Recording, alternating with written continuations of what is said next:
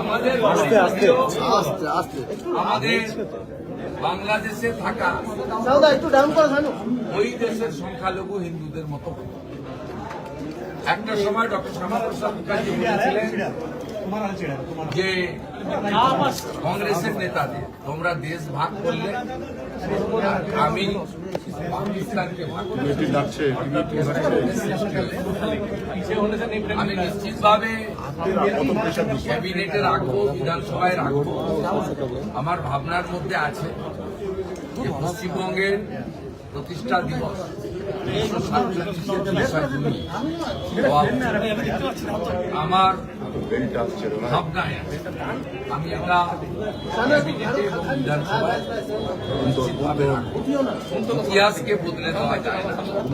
তাই আজকে যার বিচারধারার, যার প্রচেষ্টার মধ্য দিয়ে আমি মুখ্যমন্ত্রীর শপথ নিয়েছি, আমার সাথে সিনিয়র পলিটিশিয়ান মানিকতলার নির্বাচিত বিধায়ক তাপস রয় রয়েছেন, গত বিধানসভার চিফ হুইপ অপোজিশন রাজ্য বিজেপির অন্যতম নেতা ঘোষ রয়েছেন, রাজ্য বিজেপির অন্যতম সহসভাপতি অত্যন্ত উচ্চশিক্ষিত প্রাক্তন সাংবাদিক সিউড়ি থেকে বিপুল ভোটে নির্বাচিত বিধায়ক জগন্নাথ চট্টোপাধ্যায় রয়েছেন এবং সর্বোপরি আমাদের অনুপম ভট্টাচার্য। আমরা সকলে আজকে এখানে এসেছিলাম ও আমার সঙ্গে সমীরদা সকাল থেকে ছিলেন। সমীরদা আমাকে বলছিলেন যে তুমি আজকেই ডক্টর শ্যামাপ্রসাদ মুখার্জি আসবে।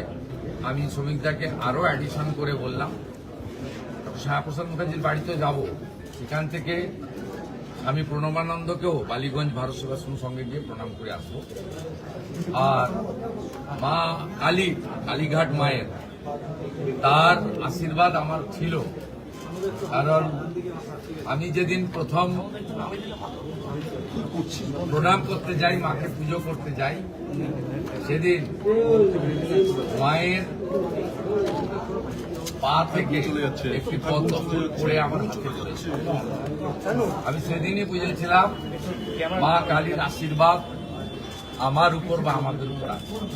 সেই কালীঘাট মন্দিরও দর্শন করব এবং আমি যেহেতু ভবানীপুরের বিধায়ক, শীতলা মায়ের মন্দিরও যাওয়ার আমার পরিকল্পনা আছে। আগামী 1 ঘন্টার মধ্যে আমাকে এগুলো এখনো আমরা প্রাথমিক অনেক কাজ করে উঠতে পারি। আগামী দিনে আমাদের অগ্রাধিকার এগুলো থাকবে এবং পরিবার ট্রাস্টি বা ডক্টর শ্যামাপ্রসাদ মুখার্জির উপর যারা গোটা দেশে এবং পশ্চিমবঙ্গে চিন্তা ভাবনা করেছেন তাদেরকে যুক্ত করেই এগোতে হবে। কিন্তু আপনি প্রাথমিকভাবে বলেন চিন্তা ভাবনার মধ্যে থাকবে।